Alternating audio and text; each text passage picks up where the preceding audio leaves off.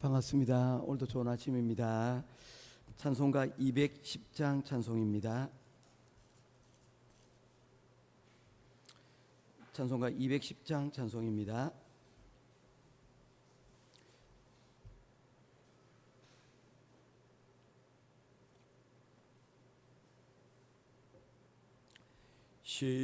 시온성과 같은 교회 그의 영광 한없다.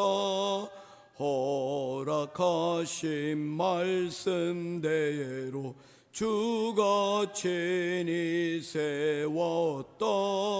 반석 위에 세운 교회 흔들 자가 누구랴. 모든 원수 애워싸도 아무 근심 없도다. 생명샘이 솟아나와 모든 성도 마시니 언제든지 흘러넘쳐 부족함이 없도다. 이런 물이 흘러가니 목마를 자 누구랴. 주의 은혜 풍족하여 넘치고도 넘친다. 주의 은혜 내가 받아 시온 백성 되는 때 세상 사람 비방해도 주를 찬송하리라. 세상 헛된 모든 영광 아침 안개 같으나 주의 자녀 받을 복은 영원 무궁하도다. 아멘. 찾으실 하나님의 말씀은 스가랴서 제8장 말씀입니다. 구약성경 스가랴서 제8장입니다. 1절부터 마지막 23절까지 말씀 보도록 하겠습니다.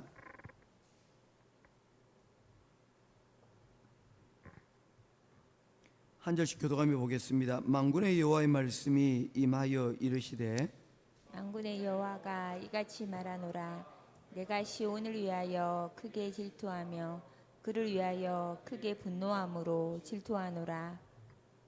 여호와가 이같이 말하노라. 내가 시온에 돌아와 예루살렘 가운데 거하리니 예루살렘은 진리의 성읍이라 일컫겠고 만군의 여호와의 산은 성산이라 일컫게 되리라. 만군의 여호와가 이같이 말하노라. 예루살렘 길거리에 늙은 남자들과 늙은 여자들이 다시 앉을 것이라. 다 나이가 많으므로 저마다 손에 지팡이를 잡을 것이요. 그 성읍 거리에 소년과 소녀들이 가득하여 거기에서 뛰놀리라. 만군의 여호와가 이같이 말하노라. 이 일이 그날에 남은 백성의 눈에는 기이하려니와 내 눈에야 어찌 기이하겠느냐. 만군의 여호와의 말이니라. 만군의 여호와가 이같이 말하노라. 보라, 내가 내 백성을 해가 뜨는 땅과 해가 지는 땅에서부터 구원하여 내고 인도하였다가 예루살렘 가운데에 거주하게 하리니 그들은 내 백성이 되고 나는 진리와 공의로 그들이 하느님이 되리라. 만군의 여호와가 이같이 말하노라. 만군의 여호와의 집 곧 성전을 건축하려고 그 지대를 쌓던 날에 있었던 선지자들의 입의 말을 이 날에 듣는 너희는 손을 견고히 할지어다. 이날 전에는 사람도 삭슬 얻지 못하였고 짐승도 삭슬 받지 못하였으며 사람이 온수로 말미암아 평안히 출입하지 못하였으나 내가 모든 사람을 서로 풀어주게 하였느니라. 만군의 여호와의 말씀이니라. 이제는 내가 이 남은 백성을 대하기를 옛날과 같이 아니할 것인즉 곧 평강의 씨앗을 얻을 것이라. 포도나무가 열매를 맺으며 땅이 산물을 내며 하늘은 이슬을 내리리니 내가 이 남은 백성으로 이 모든 것을 누리게 하리라. 유다 족속아 이스라엘 족속아 너희가 이방인 가운데서 저주가 되었으나 이제는 내가 너희를 구원하여 너희가 복이 되게 하리니 두려워하지 말지니라. 손을 견고히 할지니라. 만군의 여호와가 이같이 말하노라. 너희 조상들이 나를 경노하게 하였을 때에 내가 그들에게 재앙을 내리기로 뜻하고 뉘우치지 아니하였으나 이제 내가 예루살렘과 유다 족속에게 은혜를 베풀기로 뜻하였으니 너희는 두려워하지 말지니라. 너희가 행할 일은 이러하니라. 너희는 이웃과 더불어 진리를 말하며 너희 성문에서 진실하고 화평한 재판을 베풀고 마음에 서로 해하기를 도모하지 말며 거짓 맹세를 좋아하지 말라. 이 모든 일은 내가 미워하는 것이니라. 여호와의 말이니라. 만군의 여호와의 말씀이 내게 임하여 이르시되 만군의 여호와가 이같이 말하노라. 넷째 달의 금식과 다섯째 달의 금식과 일곱째 달의 금식과 열째 달의 금식이 변하여 유다 족속에게 기쁨과 즐거움과 희락의 절기들이 되리니 오직 너희는 진리의 화평을 사랑할지니라. 만군의 여호와가 이와 같이 말하노라. 다시 여러 백성과 많은 성읍의 주민이 올 것이라. 이 성읍 주민이 저 성읍에 가서 이르기를 우리가 속히 가서 만군의 여호와를 찾고 여호와께 은혜를 구하자 하면 나도 가겠노라 하겠으며 많은 백성과 강대한 나라들이 예루살렘으로 와서 만군의 여호와를 찾고 여호와께 은혜를 구하리라. 같이 보겠습니다. 만군의 여호와가 이같이 말하노라. 그날에는 말이 다른 이방 백성 10명이 유다 사람 하나의 옷자락을 잡을 것이라. 곧 잡고 말하기를 하나님이 너희와 함께 하심을 들었나니 우리가 너희와 함께 가려 하노라 하리라 하시니라. 아멘.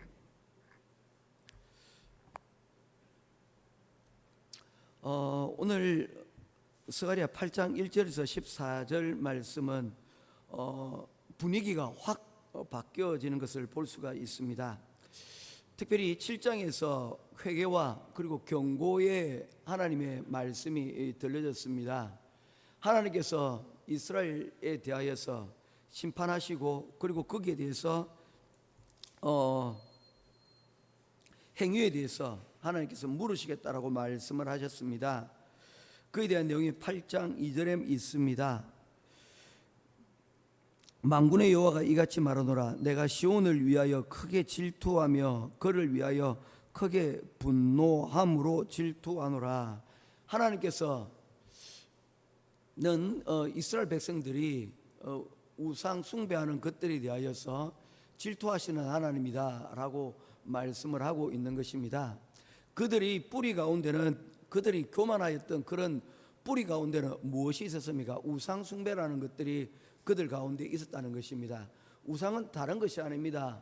우상은 우리 형체적으로 보여지는 이런 그러한 것들이 우상이 될 수도 있지만 우상의 가장 중심에 있는 것은 바로 우리의 욕심이고 욕망입니다.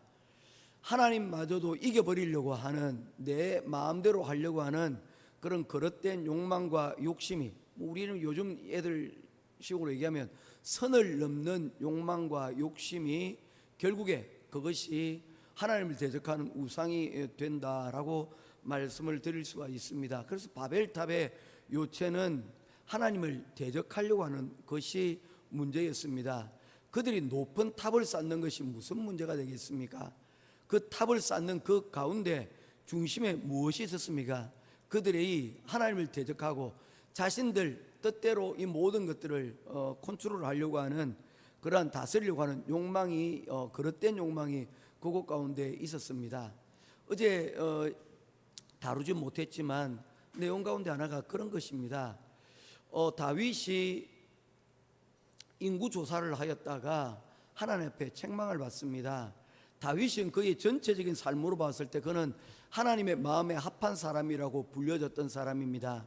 사도행전 7장에 하나님께서 내가 다윗을 자랑스럽게 여긴다라고 얘기하시면서 그의 삶을 내 마음에 합한 자, 내 마음에 꼭 드는 사람이라고 했는데, 이 다윗의 삶을 가만히 들여다보면 두 가지 큰 잘못들이 있는 것을 보게 됩니다.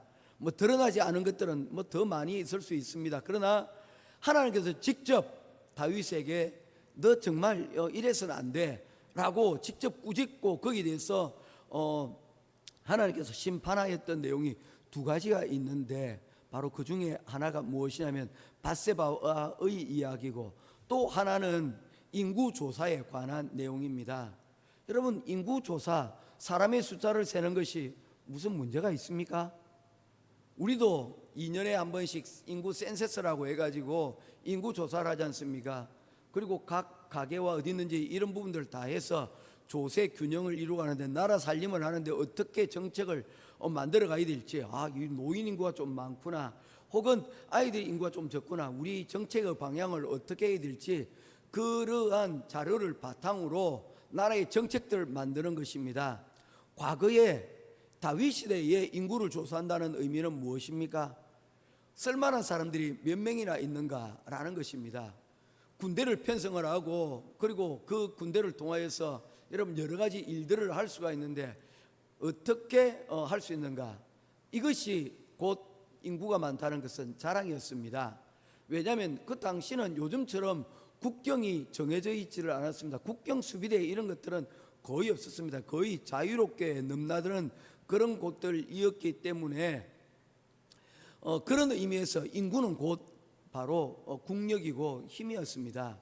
그래서 조금 살림살이가 좀 낫고 괜찮다 이러면 유민들이 여러분 많이 몰려드는 것이고, 그리고 살기가 팍팍해지고 어려워지면 언제든지 떠나는 것을 볼 수가 있습니다. 예를 들어서 우리 성경에 보면 아브라함 때에 많은 사람들이 여러분 이동을 하고 있는 것을 보지 않습니까? 아브라함은 신앙적인 이유로 떠났지만 야곱 같은 경우에 어떠하였습니까? 그들이 먹을 것이 없게 되자 애굽으로 곡식을 사러 왔다 갔다 하다가 결국에는 이집트로 이주하기로 결정을 내려는 그 과정들을 볼 수가 있지 않습니까? 뭐 이런 것들을 통해서 우리가 보여지는 것이 무엇이냐면 인구가 곧 바로 힘이고 저력이라는 것입니다. 그런 의미에서 보게 되면 이 인구조사하는 것이 문제가 되지는 않지만 그 동기가 무엇이었느냐가 중요한 것이죠. 다윗은 노년에 자신이 이룬 것들을 돌아보면서 그것으로 인하여서 뭡니까? 그릇된 욕망을 가졌음에 틀림없습니다. 왜냐하면 하나님께서 인구조사한 그것만으로 하나님께서 다윗을 벌하지 않기 때문입니다. 성경에 보면 넘버스라고 하는 성경이 있습니다. 민수기죠. 사실은 민수기의 히브리 이름은 벤미드바르입니다. 광야에서라는 의미를 가지고 있는데, 성경이 우리 영어 성경으로 넘으면서 이것이 넘버스로 바뀌었습니다. 넘버스라는 게 뭡니까? 숫자라는 의미 아닙니까? 두 개의 숫자가 민수기에 기록되어 있습니다. 민수기 1장과 민수기 26장에서 각각 이스라엘의 인구를 조사를 하고 있는데, 첫 번째 인구 조사가 있고 두 번째 주 인구 조사인데, 첫 번째와 두 번째 사이에는 인구 조사에는 분명한 약 40년간의 차이가 있습니다. 광야에서 시작을 할 때 그들이 인구 조사를 해서 60만 명, 그리고 그들이 이제 그 광야 생활을 40년이 지나 끝이 나고 이제 가나안 땅으로 들어가기 바로 직전에 인구를 조사했는데, 그 역시도 그 출발할 때의 숫자와 그다지 다르지 아니하였다는 것입니다. 하나님께서 그대로 보존해 주셨다는 것이죠.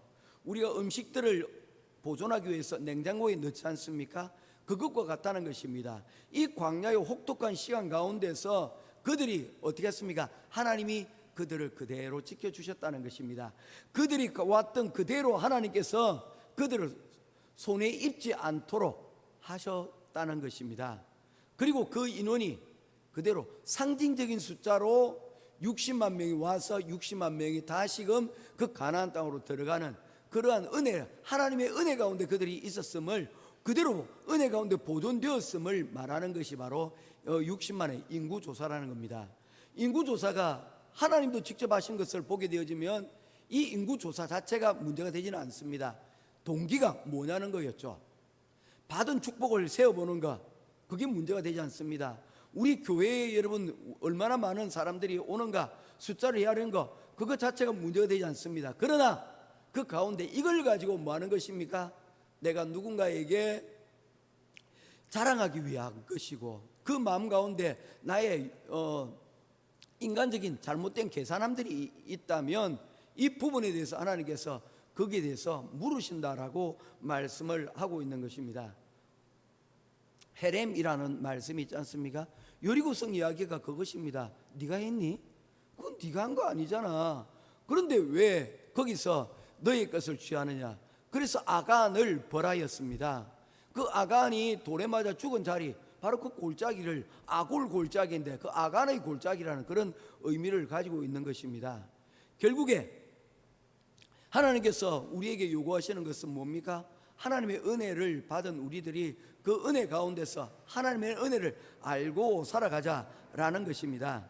스가랴서 8장 말씀은 바로 이러한 하나님의 은혜 가운데 우리가 거하게 될 때에 어떤 일들이 일어나게 되는 것인가를 우리들에게 보여주고 있는 것입니다. 여기서 중요한 것은 무엇입니까? 축복의 크기가 아니라 축복의 순서라는 것입니다. 이 순서가 우선순위가 무시가 되어지면 축복은 축복이 아니라 독이 되어지고, 제대로 된 순서를 밟아가면 고난 속에서도 기쁨이 되어진다는 것을 우리들에게 말씀을 하고 있다는 것입니다. 이러한 여러분 좋은 사이클을 한마디로 얘기하면 이것입니다. 하나님의 진리 말씀이 있는 곳에, 그곳에 평화, 예루살렘. 예루살렘은 이르살렘입니다. 살롬입니다. 살롬의 도시라는 의미가, 평화의 도시라는 의미가 있지 않습니까? 왜 그 예루살렘에 평화가 있습니까? 진리되는 하나님의 말씀이 바로 그 성전이 그곳 중심에 여러분 선포되어지고, 말씀이 진리가 그곳 가운데 있기 때문입니다. 진리는 곧 평화를 상징을 하게 되고, 그 평화는 곧 번영을 이루게 되어집니다. 오늘 본문 말씀에 보게 되면 4절 5절입니다. 만군의 여호와가 이같이 말하노라. 예루살렘 길거리에 늙은 남자들과 늙은 여자들이 다시 앉을 것이라. 다 나이가 많으므로 저마다 손에 지팡이를 잡을 것이라. 여러분 어떻습니까? 뭔가 조금 우리나라 사회를 보는 것 같지 않습니까? 뭔가 노인들이 많아지면 이것 어떻습니까? 별로 좋지 못한 신호처럼 보이지 않습니까? 그런데 결코 아니라는 거예요, 이게. 왜냐하면 이어서 5절입니다. 그 성을 거리에 소년과 소녀들이 가득하여 거기에서 뛰놀리라. 조화를 이루고 있다는 것입니다. 아이들이 그리고 어른들이 길 밖으로 나와 있는 세상은 어떤 세상입니까? 안전한 세상이라는 거예요. 어른들도 아이들도 마음껏 뛰노는 세상. 오늘날 대한민국에 여러분 이 부분이 무너지고 있는 거예요. 아이들이 마음껏 뛰놀 수 없는 세상이 되었어요. 요즘 아이들에게 누군가 가서 접근하기만 해도 여러분 무엇인가 불안하지 않습니까? 예전에는 어른들이 여러분 아이들에게 다가가면 아이들에게 우리 좋은 마음들을 가지고 있었습니다. 이뻐서 그러신가 보다 라는 생각이 들었는데, 이제는 그렇지가 않아요. 예전에는 우리가 학교에서 아이들을 위해서 전도할 때도 마음껏 나갔습니다. 그리고 무엇인가를 나누어 주고, 또한 여러분 그거 운동장에 모여서 무엇인가를 할 때도 자유로웠습니다. 왜냐하면 그곳 가운데 서로의 좋은 마음들이 있었기 때문입니다. 평화가 있었다는 것이죠, 한 마리도. 그런데 그곳 가운데 언제부터인가 우리 대한민국 사회에 이 평화로운 것들이 사라져버리고 불안의 요소들이 여러분 더 많이 자리를 잡게 되었습니다. 이유가 뭘까요? 왜 평화를 잃어버렸을까요? 그 속에 진리가 아닌 우상, 즉 우리의 탐욕들이, 잘못된 그릇된 욕심들이 그곳에 들어오니까 학교가 여러분 아이들을 성장시키고 보호하는 곳이 아니라 여러분 인간의 잘못된 그릇된 욕망들이 여러분 그곳에 침투를 하게 되니까 또 막게 되어지고, 이런 과정들 가운데서 정말 삭막해지지 않습니까? 아파트라는 것도 그렇습니다. 여러분 함께 모여서 살면 좋지 않습니까? 나쁠 것 없다고 생각을 합니다. 그런데 그곳에서 서로 문을 닫고는 왕래를 하지 않아요. 서로 간에 여러분 지켜줄 것이라고 여러분 생각하지 않기 때문입니다. 다른 문제가 아닙니다. 바로 그 진리가 그곳 가운데 없기 때문이라는 것입니다. 그래서 우리가 가장 먼저 회복해야 될 것, 우리가 번영하기 위해서, 우리가 여러분 잘 되기 위해서 우리가 구해야 될 것, 바로 평화인데, 이 평화는 바로 진리의 말씀이 선포되는 그 자리에서 여러분 이루어진다는 것입니다. 모쪼록 우리 가정 가운데 우리 교회가 또한 우리 사회가 좀 더 평화롭고 안전한 사회가 되기를 원합니까?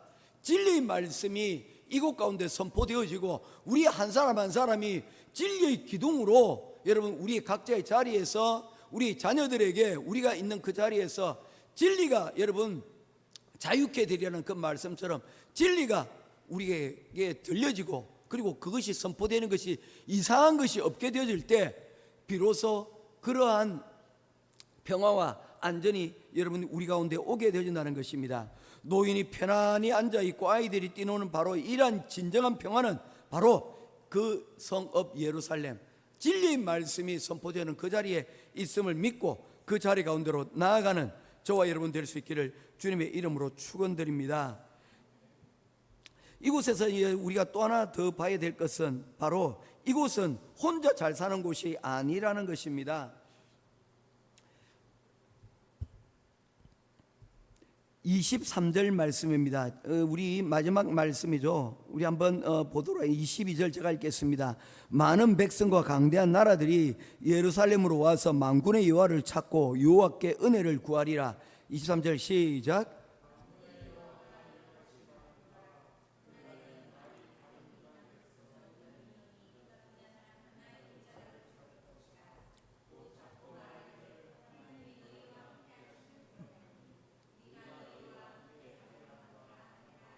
아멘. 여러분 땅이 산물을 내고 하늘이 이슬을 내려서 그 땅이 풍요로워졌습니다. 이 풍요로움 가운데 진정한 평화로움이 뭡니까? 그 풍성한 것들로 인하여서 서로 여러분 많으면 많을수록 더 경쟁이 치열해지고 있는 것들을 보게 되지 않습니까? 그런데 이 평화로움들이 오히려 더 많은 사람들이 공존하고 더 많은 사람들이 그 가운데서 평화롭게 살아가는 모습들을 보게 되어집니다. 무엇을 말하고 있는 것입니까? 나 혼자 잘 사는 것이 아니라 타인, 이방인들이 10명이 한 사람을 붙들고 이야기를 합니다. 야, 너 잘 사는 비결이 뭐야? 어떻게 하면 그렇게 잘 살 수 있니? 라고 우리에게 묻고 있는 것입니다. 여러분, 전도라는 것이 무엇입니까? 여러분, 부흥이 되었다는 것이 뭡니까? 저는 우리가 늘 아침마다 우리가 암송하는 바로 그 주기도문 가운데 여러분 이 번영의 의미가 있습니다. 하늘의 뜻이 이 땅 가운데 이루어지는 것입니다. 그걸 부흥이라고 얘기합니다. 영어로서 리바이벌이지 않습니까? 그런데 이 리바이벌이 이루어지지 못하면 뭡니까? 서바이벌만 일어난다는 거예요. 생존의 목표만 두고 있는다는 것입니다. 그렇게 되어지면 생존에만 목표를 두게 되어지면 그게 뭡니까? 정글의 법칙이 땅을 지배하게 되어진다는 것입니다. 정글의 법칙은 약육강식입니다. 약한 것은 강한 자에게 먹히는 것입니다.